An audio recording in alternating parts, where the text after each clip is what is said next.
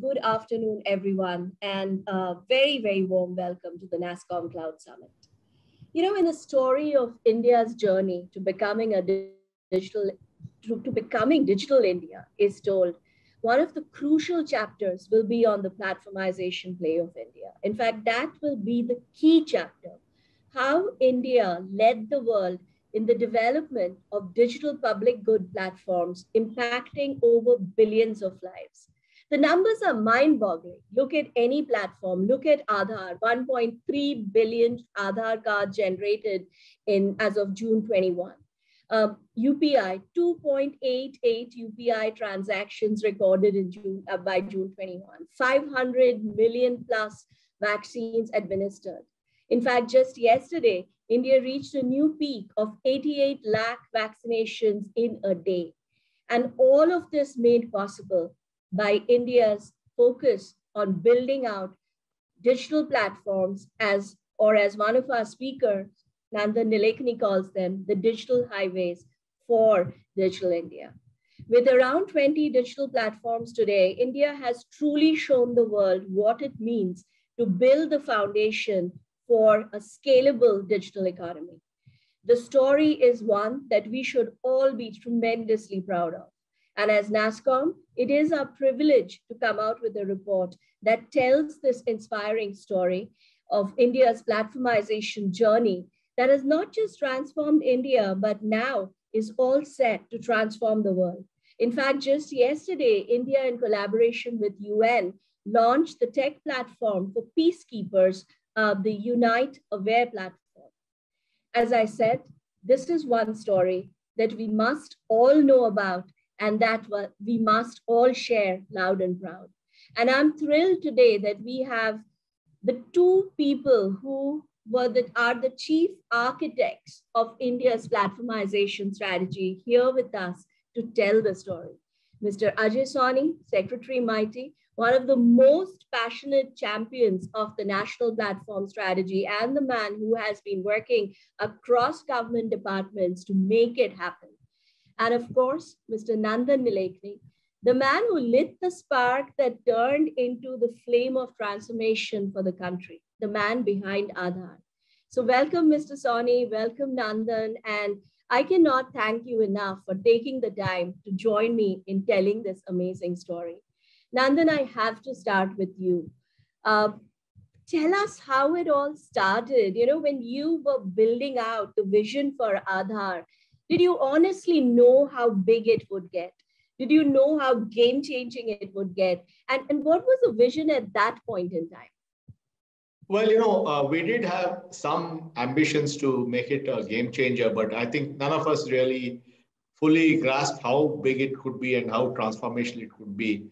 The founding team of Aadhaar were brilliant people like Ram Sevak Sharma, who is now the chairman of, CEO of NHA and earlier chairman of TRAI, Dr. Pramod Verma, and many others, very distinguished people who were there. But we were clear that we would build it as a platform. We knew it had to be population scale. It had to reach 1.3 billion people. It had to be low cost because we didn't want to spend too much money from the government on building this platform. So it had to be very, very low cost. It had to be highly scalable so that it could scale up very rapidly. And it had to be very, very efficient because we wanted it to be an online authentication and KYC platform. So we wanted systems that could respond in milliseconds to billions of users. So it had to have all of that. And most importantly, for us, a platform is something where the value gets created outside the platform. So the ID was a platform, but the value was, it was used, for example, to distribute benefits, or it was used to open bank accounts in 2 minutes. So the value creation on top of that was more important for us. And for us, that was the definition of a real platform. So all these were factors that played into it. And, that was the time open source tools were available because the big internet companies had built these massive tools like Hadoop and, Linux and Apache and all that. And we used all those tools and made it very, very highly scalable and low cost. So yes, the platform thinking was there from day one. If you can go back and see our document, which we put out in 2010, 11 years back, it's still valid. Absolutely. Nandan, you describe for us that moment when you realized how big this was, that this was completely game changing and transformational. When did that realization strike?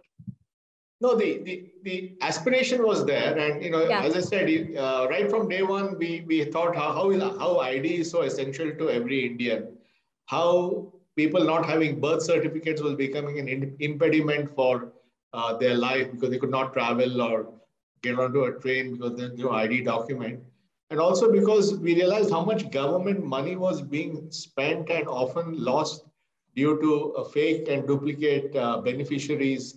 I believe one of the things they say, I know I heard about uh, what happened in Afghanistan was a lot of the salaries paid were not to real people, and that was part of what was happening.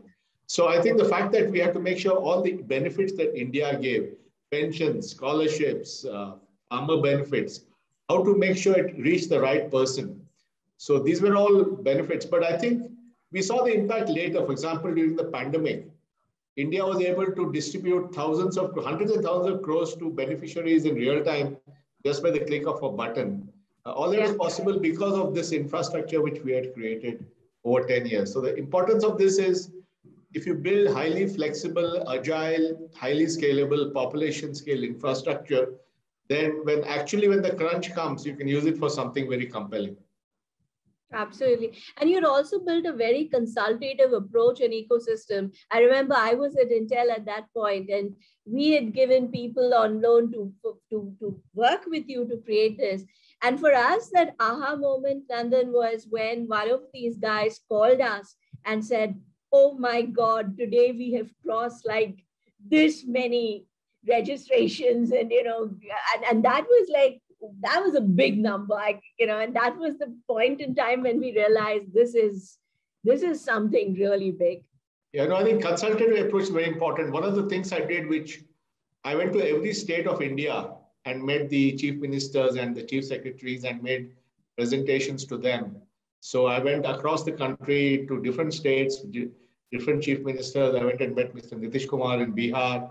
I went and met Mr. Narendra Modi in Gujarat, and all the chief ministers and said, this is coming and this is what's going to bring for you, value it's going to bring. So, also I talked to all the banks, RBI, the regulators, the fertilizer companies, you name it, all the tech companies. So creating this whole consultative approach where we brought everybody on was an important part of its success. Yeah, I think to me, Nandan, the secret sauce was you built an ecosystem. You build a complete ecosystem, and that's where really a lot of the magic happened. Mr. Soni, I'll come to you. Today, we were talking about how it all started with Aadhaar. Today, we have 20 plus platforms across 10 plus sectors, from payments, digital identity, healthcare, transportation, taxation, skills, etc. I think impacting nearly over 1 billion lives. Are you satisfied? Do you feel it's a job well done? And what's next? What's the next big thing we have to get done in this? And also, if you have to define what success looks for you, what will it be? Yeah, thank you, Devjani, for bringing me into this. Platforms is something that I always love to talk about. And I think the journey of the last 25 years or so has really been the journey of platforms. Moving from projects, products, and on to platforms. I think it's the platforms that have really they are taking over the world. So there's one excellent book that has influenced me a lot. Book named Machine Platform Crowd. And this one brings out so beautifully how the platforms have played their part side by side with machines gaining more and more capability, and with crowdsourcing and peer contribution becoming possible. And in this, There are major transformations that happen when you go towards platforms. From the government's point of view, it's a sea change from trying to make government services available to people in a more efficient manner, in a more convenient manner, which is what we have been trying to do for a long time, to creating a platform where it's not just one government, it's not just central government or state government. The center, state, city government, local governments are able to come together, harmonize a lot of things that have hitherto been happening in silos, and bring it into a logical continuum of provision of services. So the very first thing that it does is it helps us organize ourselves beautifully. We have huge silos which are generating data, which are providing services, but which don't talk to each other. A platform actually helps us do that. It helps us organize our data. It helps us organize our processes. It helps us clean up the data. It helps us prepare for use of or deployment of all kinds of new emerging technologies, analytics and geospatial and all kinds of new things. And it also, the very first purpose it achieves is that it creates value for all the stakeholders. I'm not talking about anyone external as of now. I'm first talking about various government departments in center, state, city government, who are already in the business of providing services. So the first thing that a platform is capable of doing is to create value for all of them when they come together. Because apart from whatever use others can make of the data and the assets that we already have, some of the best benefits come to the internal stakeholders.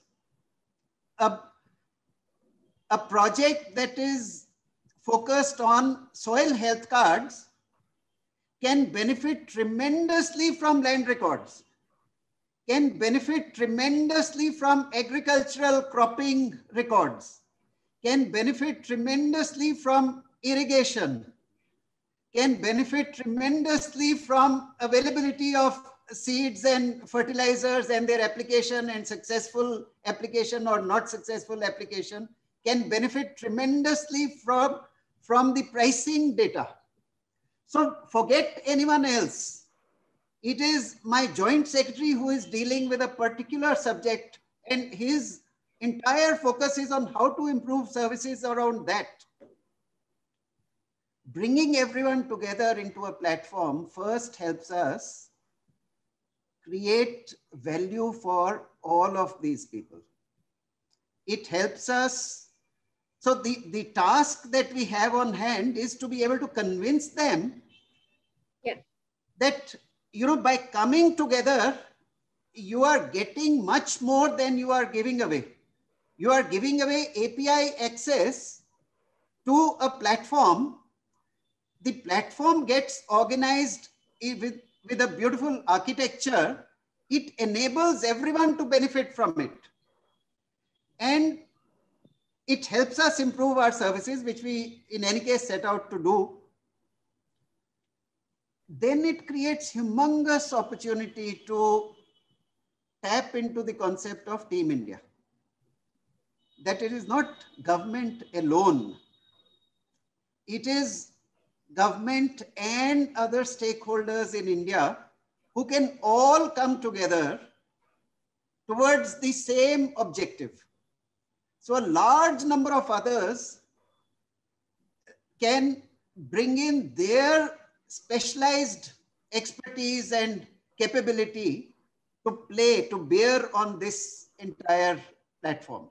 They can add their services, and the collective result is sometimes, it goes beyond what one could could expect. Again and again and again, we have seen that happen. Nandanji has very nicely mentioned how while we had tremendous ambition when we embarked on Aadhaar, we could not have imagined that, you know, the numbers that we finally are able to generate by way of savings in direct benefit transfers alone, and then the ease of opening bank accounts, of doing business, of getting new SIM cards, of marking attendance in offices, of getting e-sign as a much simpler avatar of hardware token-based digital signature, and so many other benefits arriving from that system. Another characteristic of platforms is that the participation on a much wider scale. So it is creation of an ecosystem rather than a core database which provides services. Absolutely. To explain this a little further, the core of Aadhaar is a database. It's a very secure database. It's a database that we really treasure. But that database provides very simple services. It says, you know, eKYC by way of yes or no, or eKYC by way of a demographic, you know, some information, demographic information that is returned to a query. But what one is able to do with it is phenomenal. And it's not because Aadhaar is making it happen. It is the users of Aadhaar, helped by an organized ecosystem that are able to make this happen. They create value which is far beyond what a core database could alone create.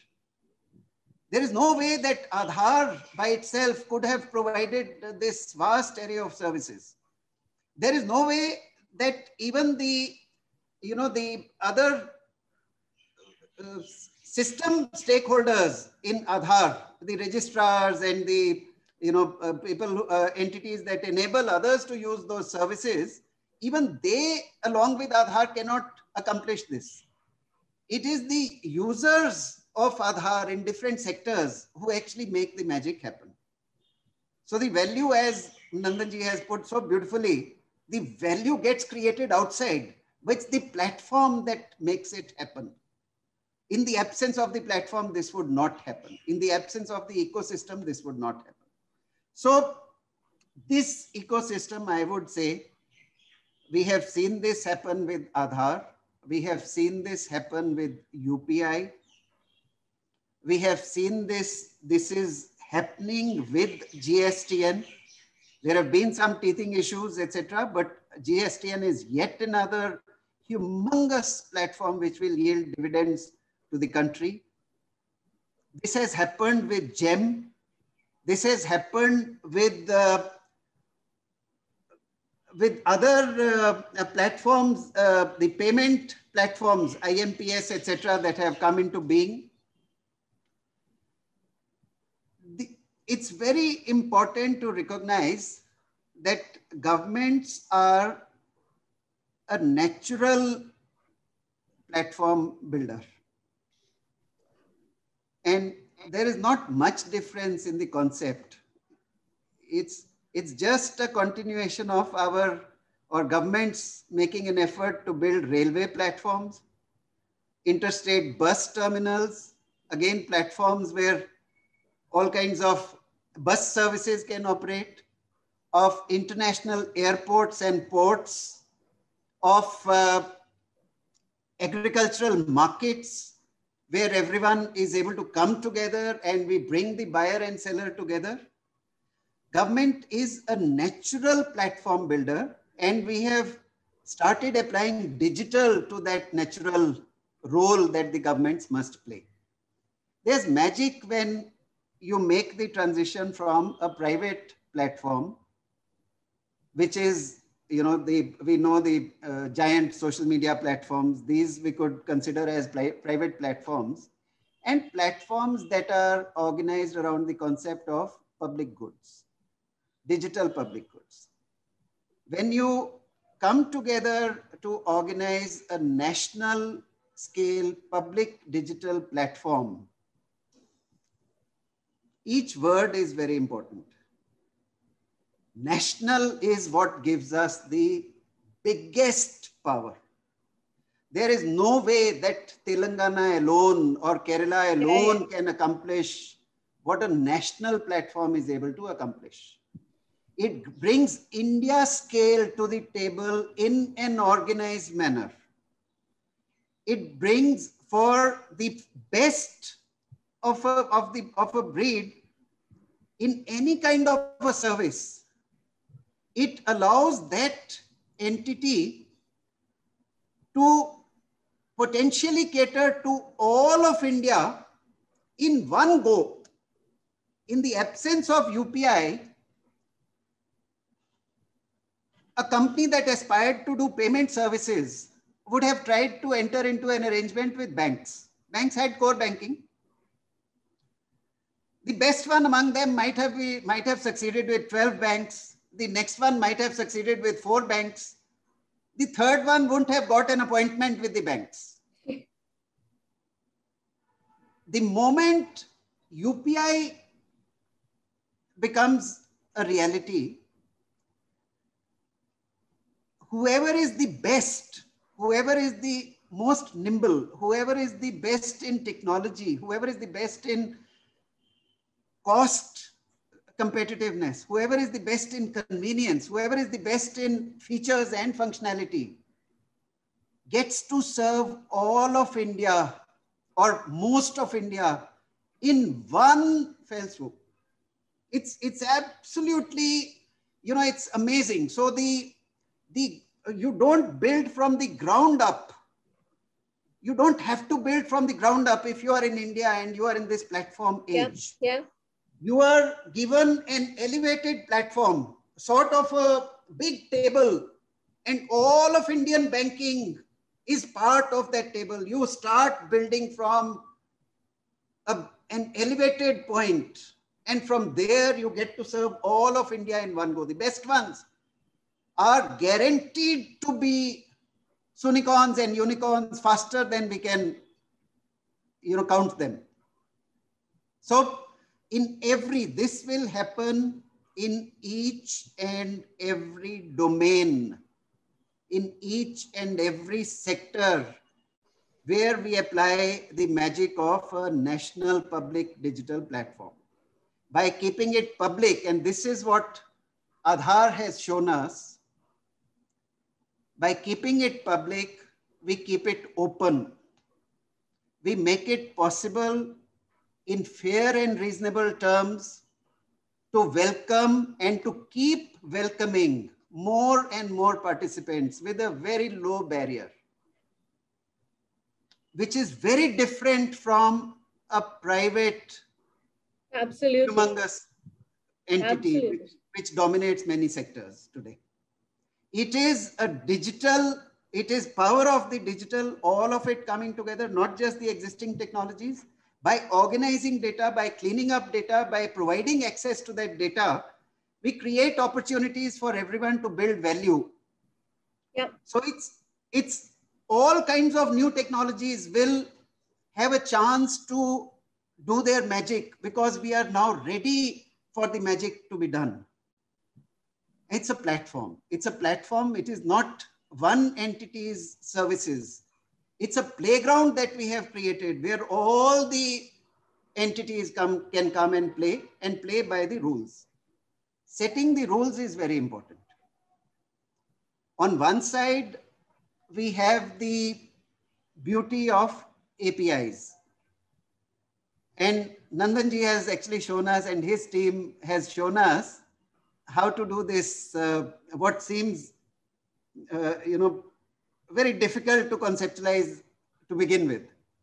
That on one side, we say it is open API and we publish it. On the other side, we still keep the most secure platform in the country. How do we do that? because we have an ecosystem where the access through that open API is provided in a manner that expects the participants, the users, to commit themselves to a certain behavior, to taking certain responsibility, to handling the data with care, to handling those privileges with care, to submitting themselves to audit, to submitting themselves to discipline, and being part of the platform as responsible members of that ecosystem is far more lucrative than playing around and doing some mischief and then risking having to go out of the platform. So this is the beauty of open API, yet entities helping you, the ecosystem, the architecture helping you to maintain tremendous discipline and accomplishing huge throughput with all the incentives to continue to act in a responsible manner. So this is what we are looking at as a magic, one of the magic methods that we have before us as a country. There is a reason as to why huge companies and unicorns and unicorns are happening at this speed in India. It is India scale. Yeah. And platforms organized, architected well, organized well, are factories for products, for services, for unicorns and unicorns. Well, they unlock scale, Mr. Sawhney. Nothing unlocks scale the way platforms do and unlocks impact. Absolutely, absolutely. And we can liken each of these domain-wide platforms to a Boeing factory or to to the original Intel plant, since you were in Intel for some time. It is an ecosystem. It's not just, its impact is well beyond anything else. And when you start with India scale, if you succeed with India scale, then actually you don't even have another 10x left. You can only do a 6x and then you are at global scale from there. Well, India scale is sometimes, let's not forget, India scale is sometimes bigger than global scale, depending on which countries you're playing in. But Mr. Sawhney, that was the most amazing class on platformization, summed up in like 5 to 10 minutes. That was absolutely brilliant. Nandan, I come to you. What's next? As you see the platformization strategy play out, what would you like to see next? Mr. Sawhney talked about national platforms in every core sector, but are we missing anything? What's your vision given this point in time and where we are? What's your vision of the future? Well, first of all, I think many of the platforms we have will continue to be extended and applied in new areas. For example, power reforms, which the power minister has talked about. How do we make power sector reform? One of the ways is to give a DBT on power and sell power at market price so that our electricity board companies are in better shape. That will have a huge impact on the power sector in the next 10 years and so on. So that's one case. Similarly, if you look at UPI has got more and more use cases emerging. Now with recurring mandates, I can set up SIPs and all kinds of things using recurring mandates. And just a few days back, the Prime Minister launched the e-Rupee, which is a purpose-defined voucher, which again is transformational for both public and private sector in distributing specific benefits. I think another great example of a platform which people don't fully recognize is the FASTag, which is set up by the Indian National Highway Management Company and operated by NPCI, which does millions of toll collections automatically. And I can vouch for it because whenever I travel on Indian highways, we are able to just go through the toll gate without stopping because you're able to, get the deduct automatically without stopping. That makes a huge productivity improvement on our highways. And then finally, I think there is the two things. One is the National Language Translation Mission, which Ajay ji has been championing. That will be the first example of national scale collaborative AI. Nobody has done this before anywhere in the world, where the entire nation's resources will be used together to create a collaborative way of creating AI, where all the models will be contributed, all the data will be contributed, and dramatically we'll have multilingual AI of at a scale and scope nobody has seen. So this is something which Ajay has been championing, and we are involved with that. And then I think another very important thing is DEPA, digital, Data Empowerment and Protection Architecture, where people will be empowered with their own data, which is different from companies owning the data or governments owning the data. People will be empowered with their own data. And the first use case of that is in digital lending, where we can do flow-based lending based on transactions, which the RBI has been championing. And I believe that will be the key to democratizing lending and leading to the economic recovery. So these are just some of the examples. Of course, then the legal system could be transformed with a legal platform. The NHDM will do that in health. In education, we already have Diksha and Swayam. So I think India is really unique in its variety of platforms across all aspects of public life. Continue to have, I mean, at least I can continue to listen to both of you for hours. This is so fascinating. But, as we end this conversation, any advice from you, Nandan, to both the Indian government and also countries that are now looking at understanding India's digital platformization strategy and trying to build their own plans? What should be the approach, or any key learnings that you would like to leave with them? Well, I think there's tremendous interest, especially after the pandemic. A lot of governments are approaching India to see what they can learn. Of course, one clearly is anything you do must be population scale. It must be efficient and low cost and high volume and small transactions to be possible. Most important, it should be inclusive. It cannot only be for the elites of society. It should for everybody. Aadhaar was for 1.3 billion people. Our payment stack is for everybody. We can use UPI on a smartphone. We can use UPI on a feature phone. And we can use AEPS for those people who don't have phones. So everybody gets access to digital payment. So inclusivity is very important for a country. Openness, and as Ajay said, keep the data strong and secure, but open up through structured APIs so other people can build apps. So getting the right balance between digital public goods and private innovation.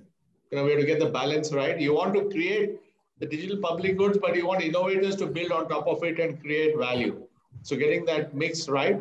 And government will is very important. I think in India, we've been very fortunate that our political leaders and technocrats in the government have been very open-minded about this.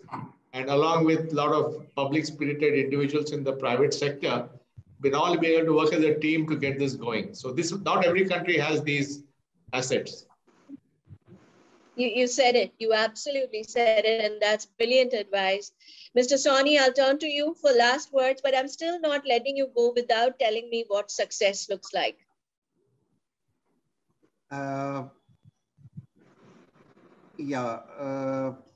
Success to me actually looks like having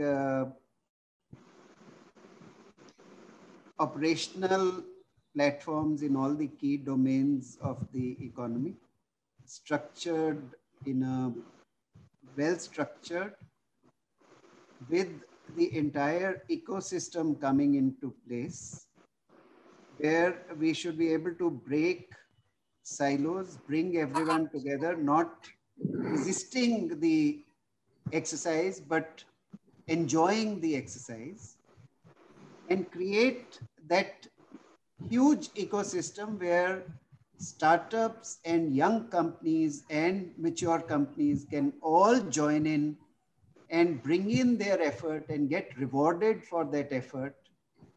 And the citizens and the economy and the businesses of India actually derive amazing value from all of this.